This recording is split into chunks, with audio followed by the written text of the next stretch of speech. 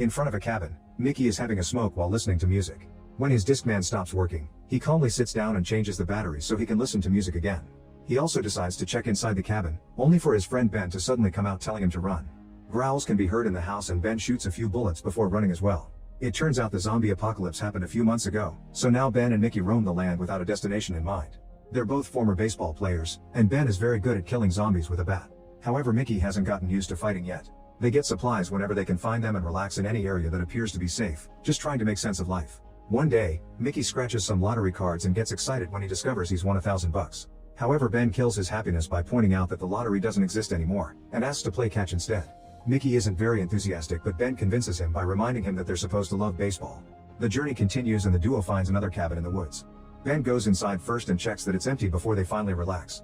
Since there's nothing useful in the house, Ben decides to go fishing to catch something for dinner. Mickey continues to be apathetic and pulls out all the canned fish they have in their bags, so Ben tells him to start a fire. However, Mickey puts on his headphones and walks away. Later, Mickey finds the bodies of a few zombies that Ben just killed and freaks out because he remembers Ben saying that there wouldn't be zombies in the woods. Ben corrects him because he actually said that there would be fewer of them, which so far has been true.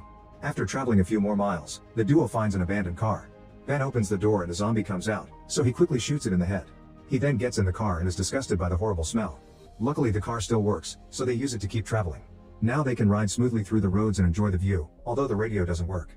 One afternoon, Mickey remembers a girl he used to date and convinces Ben to go to her house. While Ben checks for zombies, Mickey listens to his ex's music and sniffs her panties. He ends up taking those panties and her perfume.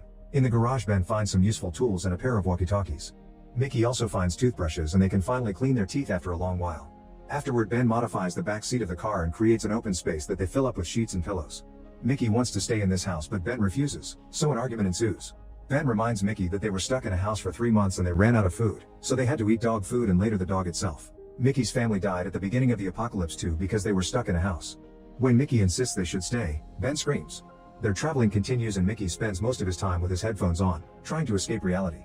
When they find a field full of cows, Ben stops to pet them. They're very good girls, so they make him smile. Sometime later, Ben asks Mickey if he wants to play baseball, but Mickey doesn't hear him because of the music.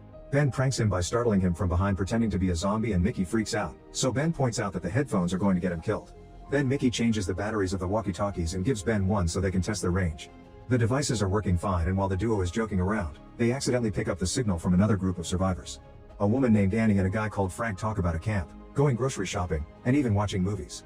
After some hesitation, Mickey contacts them and asks if he and Ben can join the camp, promising to work hard to help. However, he's told that the camp has no vacancies, and that he shouldn't try to find them. Frank also asks him to stay out of their frequency and hangs up. Mickey keeps begging them for help to no avail. Ben doesn't look bothered by this and Mickey finally snaps. He goes on a rant about the situation, saying he's tired of sleeping in random places, having to hunt for a living, and dealing with Ben's bad smell. However, Ben just laughs and points out that the camp residents don't want them, so there's no point in caring. For the next few days, Mickey keeps trying to contact the camp on the radio, but they won't answer. Ben overhears him mention Annie specifically and realizes that Mickey is so desperate for company that he's got a crush on her voice. He starts mocking him for it, saying he imagines a very attractive woman like in action movies, but in reality she's probably just an old hag. Mickey insults Ben by saying he's the only person he knows who gains weight during the apocalypse, but Ben isn't offended and says that he's the only person Mickey knows, period. Later, the duo stops at a motel and Ben waits in the car while Mickey insists on checking the rooms in case of survivors. Just like Ben predicted, one of the rooms is full of zombies, so he has to go out to fight them while Mickey hides as usual. Mickey also complains, saying they could just leave and that Ben doesn't have to kill every zombie they come across. An argument ensues and Ben dares Mickey to fight the zombies himself, reminding him that they killed his family. Since Mickey is still scared and doesn't move, Ben has to do all the work again. In the forest, Ben finds a waterfall and screams in excitement because he can finally have a shower. Mickey is sleeping in the car and is suddenly startled awake by a zombie appearing at the window. At first he yells for help and grabs the walkie-talkie, hoping to contact Ben. However, he notices that the zombie is a very attractive woman who is pressing her chest against the window, so Mickey decides to get naughty with his hand. When he's about to reach the climax, the zombie's brains are blown up by a shot. It turns out Ben is back, and when he sees what Mickey has been doing, he starts laughing like crazy and leaves, wanting to give his friend some privacy to finish. As the journey continues, the duo keeps finding random houses in the woods, but they are always empty. They have to drop the car because it runs out of gas. One day they find a building with a really nice bedroom, so Mickey announces that they're staying the night because he wants to sleep on a real bed and he won't take no for an answer. Then he starts unpacking, only to notice that his headphones are gone. Mickey rushes outside and finds Ben making arrows while listening to music. When Mickey asks for his Discman back, Ben refuses to give it to him, saying that if Mickey wants to sleep inside a room with not much chance of escaping, then he can't be distracted. Ben is tired of having to fight for both of them and wants Mickey to have a wake-up call. Mickey pouts like a kid and throws the arrows to the ground in protest. During dinner, Ben teases Mickey for what happened in the car with the zombie girl, but Mickey ignores him and goes to the bedroom. He tries the walkie-talkie one more time and to his surprise, Annie answers. She says she'll get in trouble for talking to him and explains that the camp isn't as good as he imagines. Mickey insists he wants to go anyway since it'd still be better than sleeping in a tree. He also shares that he and Ben didn't really know each other and just were together on the team when the tragedy happened. Annie thinks Mickey whines too much and hangs up. Meanwhile, Ben listens to music and dances in the living room while drinking. Suddenly he hears some weird noises and goes to investigate. After taking care of the issue, he finds Mickey still sleeping like a baby, and Ben is so tired of him not caring about the danger they're constantly in that he decides to play a prank. He leaves the bat on the bed and goes to the woods where he checks on a zombie he captured earlier. Ben drags the zombie to Mickey's room and yells at him to wake him up before locking the door. Mickey desperately yells for help, but Ben tells him he has to learn to defend himself. After lots of struggle, Mickey finally kills the zombie with the bat. Ben opens the door and is proud of him, but Mickey furiously jumps on his friend and punches him a few times before leaving. In the woods, Ben finds Mickey having a breakdown. Mickey tells him about his conversation with Annie and Ben brings him back to the house. After they wash up, Ben tries to cheer Mickey up with baseball and some funny voices. He also reminds him that Annie was just a voice on the radio. From then on, Mickey starts paying more attention and helps around. He goes fishing and doesn't listen to music as often so he and Ben can chat.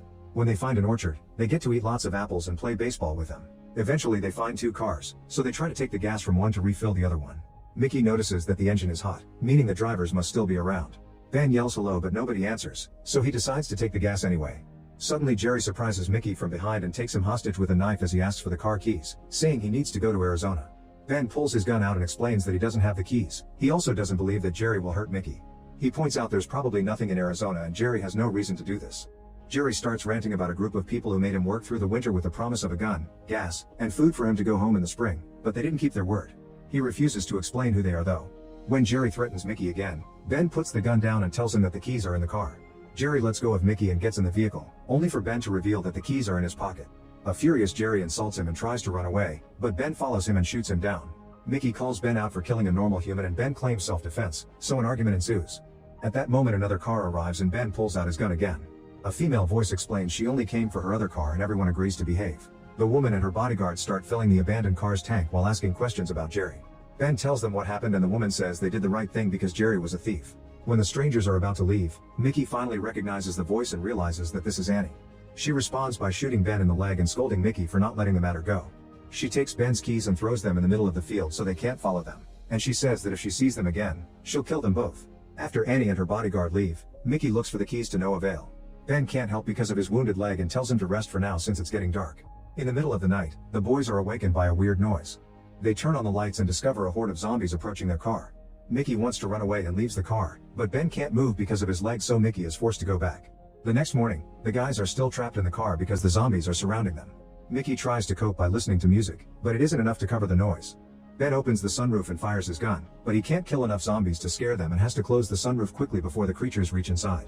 Then Mickey insists they should hotwire the car, but Ben points out they've already tried and failed because it's not as easy as movies make it look. Another argument begins and Ben blames Mickey for the situation, since he triggered Annie into shooting him. Several days pass but the zombies never leave. Their growling noises are driving the duo crazy and they put up some sheets to cover the windows to at least avoid the ugly faces. When they run out of water, they start saving the liquid from their canned tuna. With no hope for the future, they decide to get drunk and play road games. Eventually the duo decides that since Mickey got them in this mess, he should go out and find the keys. Choosing to be brave for once, Mickey climbs out of the car through the sunroof and goes to the field to search for the keys. For the next few moments, Ben can do nothing but smoke and wait. Eventually he hears Mickey yelling his name so Ben quickly opens the sunroof for his friend.